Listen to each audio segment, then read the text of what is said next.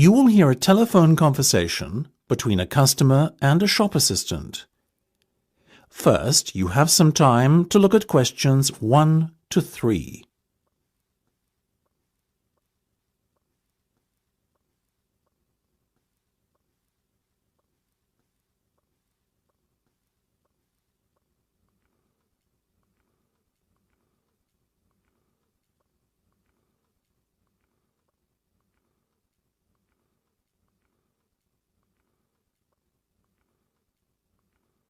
You should answer the questions as you listen, because you will not hear the recording a second time.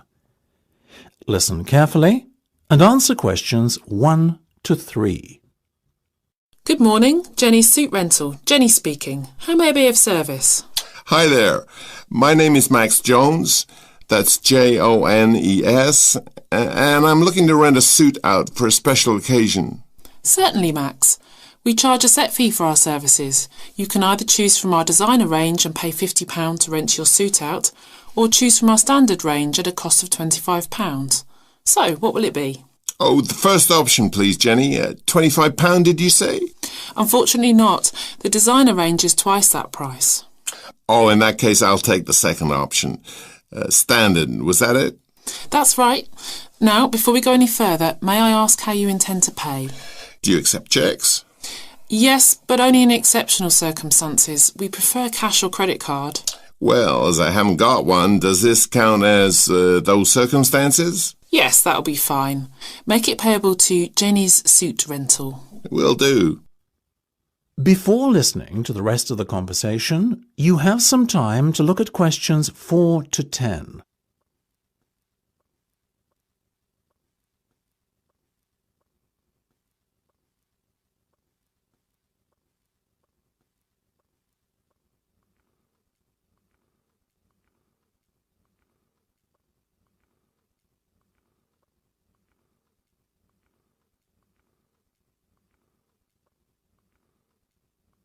Now listen and answer questions 4 to 10. Now, Max, can I take your measurements, please, and a few details about what sort of suit you have in mind? Certainly. Let's start with the trousers then, shall we? What is your waist size and leg length? I used to be 32 waist, you know, but these days it's more like 36. Too many cream pies. I've been there. And about the leg, 34? I wish. I'm afraid I'm somewhat lacking in the height department. Not even a 32. 30, I'm afraid. Never mind. As for the colour, could you do a dark grey suit? In fact, we have a very smart one of those in just your size. You're in luck. Now, what about shoes? Same colour? No, I think I prefer something darker. OK, let's go with traditional black then, shall we? What about size? I'm a size 45. By my calculations, that's 10 in our sizes. And style? What have you got? We do suede, nubuck and traditional leather. Definitely the last one. Very well. And will you be wanting a necktie? Do you do bow ties? Of course. I'll put one of those down on your order. Dark grey, I presume? Perfect. To match the suit. I think I fancy a light blue shirt, by the way. Might I recommend a green? Green would go very well with the suit you are renting. Light or dark? I'd say dark. Dark it is then. My neck size is 17 and a half. Hard to believe that a little over a year ago I could fit into a 15, isn't it?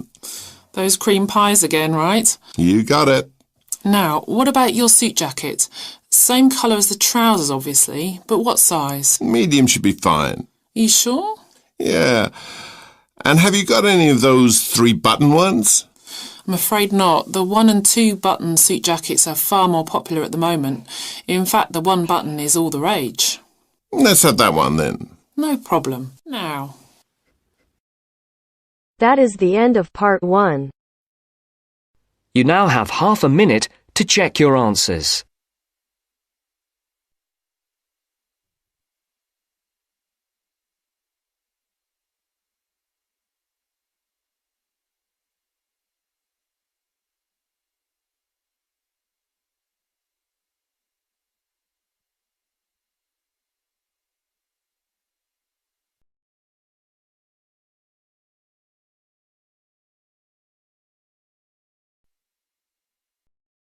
Now turns to Part 2.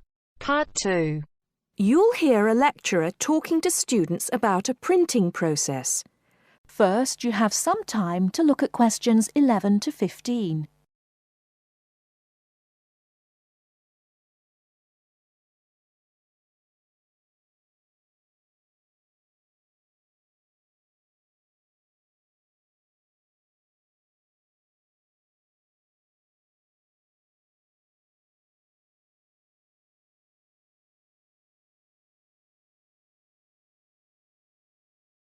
Now, listen carefully and answer questions 11 to 15. As I've made clear in earlier lectures, many different solutions have been proposed to the basic technological problem of getting meaningful marks onto paper. In other words, several different forms of printing have developed over the years, many of which are still in use today for different purposes. This week, I'd like to discuss the rotogravure process. This is one of the most widely used printing processes, and after describing how the process works, I'll be describing some of its industrial uses and the advantages and disadvantages of this form of printing. As the name implies, rotogravure is a form of printing in which large cylindrical pieces of metal rotate, while the paper to be printed passes between them. The paper is held in place against the printing surface by the impression roller. The weight of this roller is one of the factors that affect how much ink is actually transferred to the paper. Remember that this roller does not directly transfer ink onto the paper. The side in contact with the impression roller remains blank, and it's the other side of the paper which is actually the printed side. The impression roller presses the paper against the ink-bearing roller, generally known as the gravure cylinder. This roller is etched or engraved using either a laser or a diamond-tipped etching machine. This creates a large number of tiny holes in the surface of the roller which hold the ink. The depth and size of these holes determines how much ink is picked up from the ink fountain, which the whole printing assembly rests in. How much ink is picked up, in turn, determines the density of the image produced. As it rotates, the lower roller picks up more ink on its surface than is required, and this needs to be removed before contact with the paper. A flat edge, called the doctor blade, scrapes against the surface and removes all ink which is not in one of the holes on the surface of the lower roller. This should lead to a clean image. Before you hear the rest of the talk, you have some time to look at questions 16 to 20.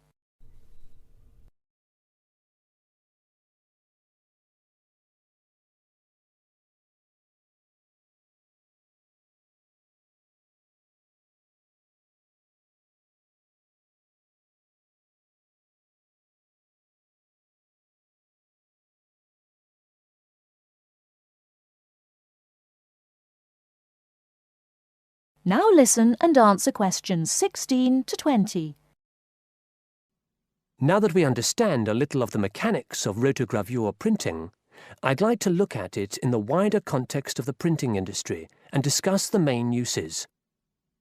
One of the main advantages of the rotogravure process is that the amount of ink which can be transferred to the paper is high compared to other printing methods. This means that a broad density range can be produced. In other words, with rotogravure, it's possible to produce many different light and dark shades, making it particularly suitable for reproducing photographs and fine art. For shorter print runs, some other processes may give a finer image, but rotogravure is ideal for jobs that involve printing, for example, 1 million magazines. One common place where you'll see printed matter that has been produced by rotogravure is in the advertising material that is often inserted into Sunday newspapers. Of course, it's not just paper that can be printed by rotogravure. It's a very flexible process, since the rollers used can be made to any size required. Whether it's consumer packaging or large rolls of floor covering that need to be printed, rotogravure is a relatively cheap, quick method that is used in a variety of industries. This isn't to say that rotogravure is without its disadvantages. Probably the main drawback is the fact that, with large areas of colour, the dots are visible, even without using any kind of magnifying aid. Now, does anyone have any questions about the rotogravure process? That is the end of part 2. You now have half a minute to check your answers.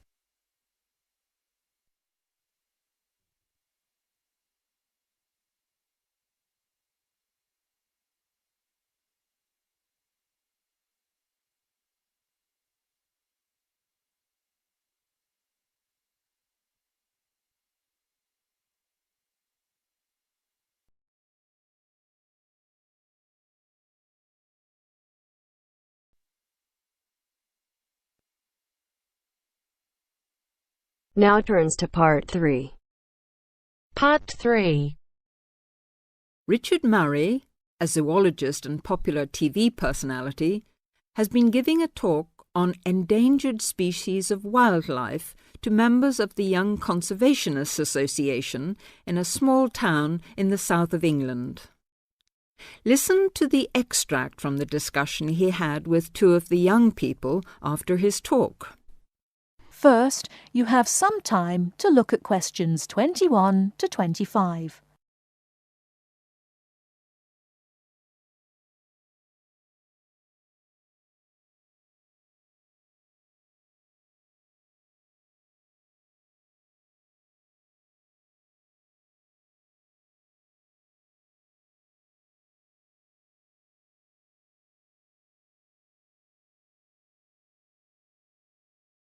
Now, listen carefully and answer questions 21 to 25. What would you say, Mr. Murray, are the main reasons that so much of our wildlife will have died out by the end of the next few decades? Well, Tony, we can't, of course, rule out the effect of urbanisation due to the spread of population. But apart from that, I believe there are 2 reasons which, in a way, are like the opposite ends of a piece of string. If you tie a knot in that piece of string, you end up with a circle, and whichever way you go round, it's going to turn out to be the same. I don't think I quite get that, Mr. Murray. Well, let's put it another way. It's rather like a film. You've got the good guys and the bad guys. They're pulling in opposite directions, but when it comes to the final showdown, it's hard to make out which is which. What are your 2 reasons, Mr. Murray? I call them greed and caring. Greed and caring? Yes, I know they don't seem to have much to do with one another, but think about it. The motive of greed is pretty obvious. In the course of the next few months, thousands of baby seals will be bludgeoned to death before they're even weaned from their mothers. What for? For the sale of their skins at inflated prices to please the vanity of a few and line the pockets of the killers. Crocodiles will be slaughtered to provide shoes and handbags for the rich. Gorillas, tigers, leopards and rhinos will be hunted for senseless sport or poached in defiance of regulations. Their skins, their horns, and their magnificent heads will be used as trophies to decorate someone's living room floor or walls. That's terrible. Yes, but it's not all. The whale, probably the most impressive and certainly one of the most intelligent sea mammals in creation, will be cruelly hunted and harpooned to make more money for the profiteers. The dolphin, the sailor's friend, will be indiscriminately battered to death at so much a head on the grounds that it is taking away the livelihood of a few fishermen by consuming the fish in its natural habitat. But surely, Mr. Murray, we do have to keep warm. We need whale oil and ambergris. Fishermen have to make a living. Part of what you say is true, of course, Tony, but we shall have to enforce far stricter controls if future generations are not to find themselves in a world devoid of wildlife as we know it. Well, I see what you mean about fur coats and crocodile handbags, Mr. Murray. But I don't understand what you mean by caring. That can't be bad, surely. I mean, I thought we were supposed to be living in a caring society. Well, so we do, in a way. The trouble is, there are so many well-intentioned people who start out with the best possible motives of trying to protect or immunize us from this, that, or the other in the most effective way at the quickest possible rate. But in their enthusiasm, they lose sight of the long-term consequences. It's only very gradually that the danger to other forms of life, including humans, comes out. Not to say leaks out. And by that time, it'll probably be too late to do much about it. Take insecticides, for instance. But Before you hear the rest of the talk, you have some time to look at questions 26 to 30.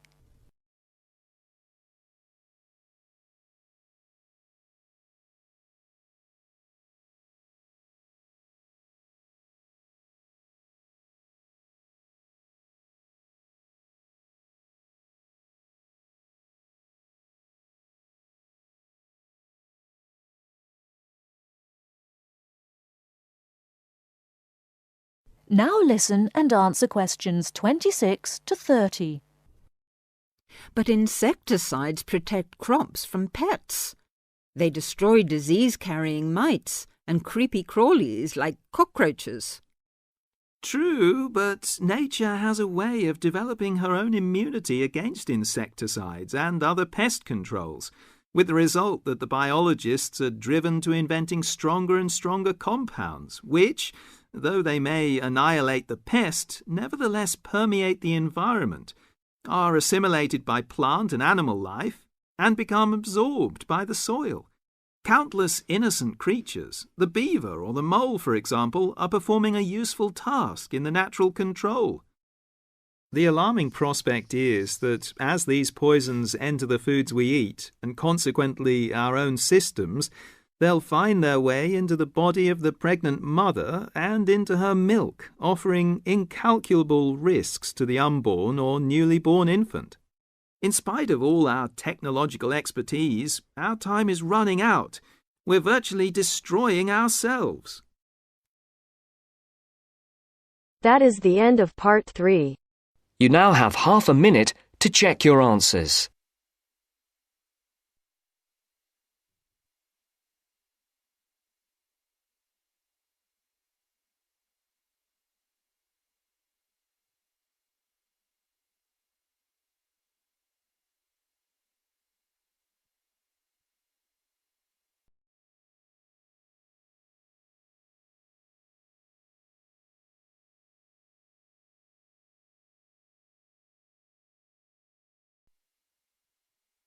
Now turns to part 4. Part 4. First, you have some time to look at questions 31 to 40.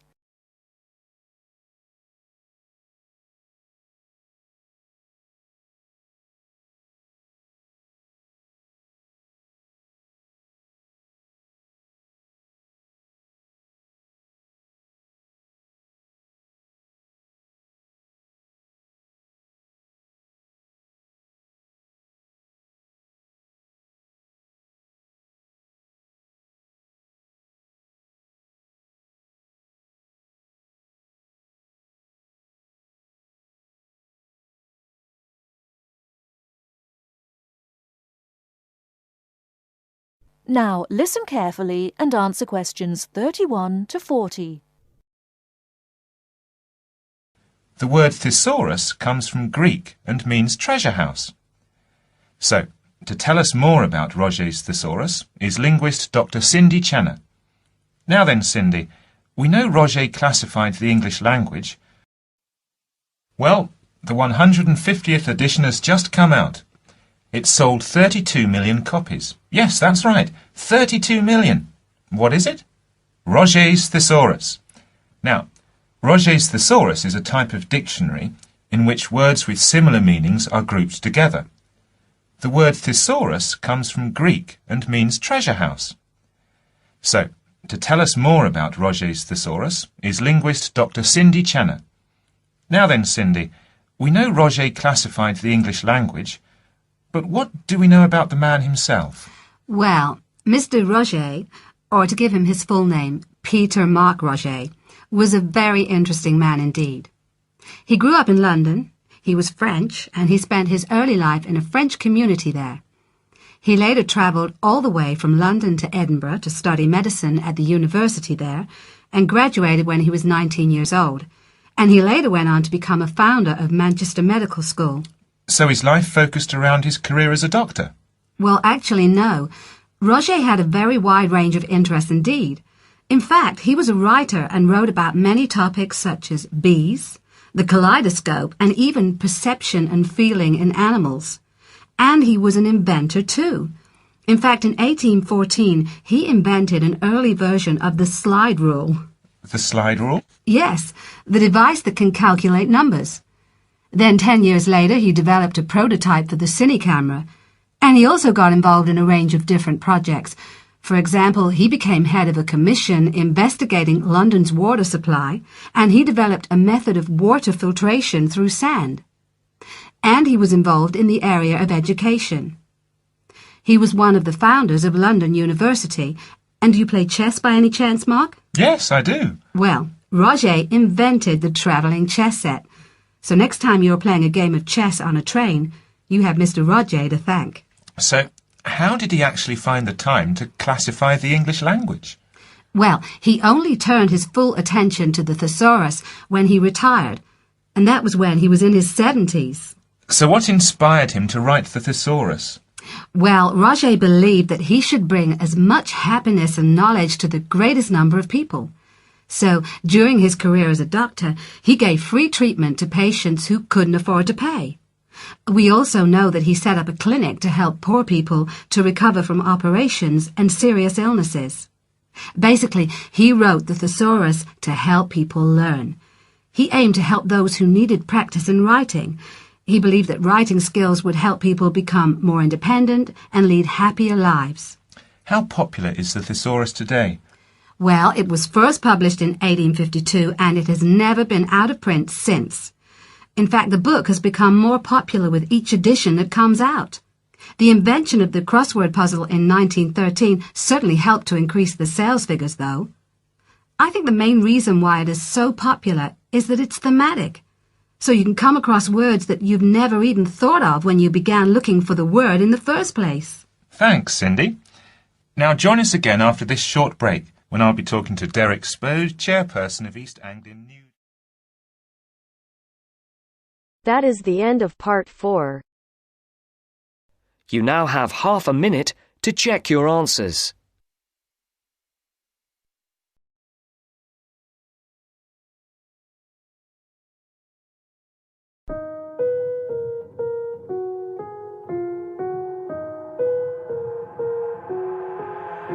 I've got an itch I can't scratch, I'm missing a piece that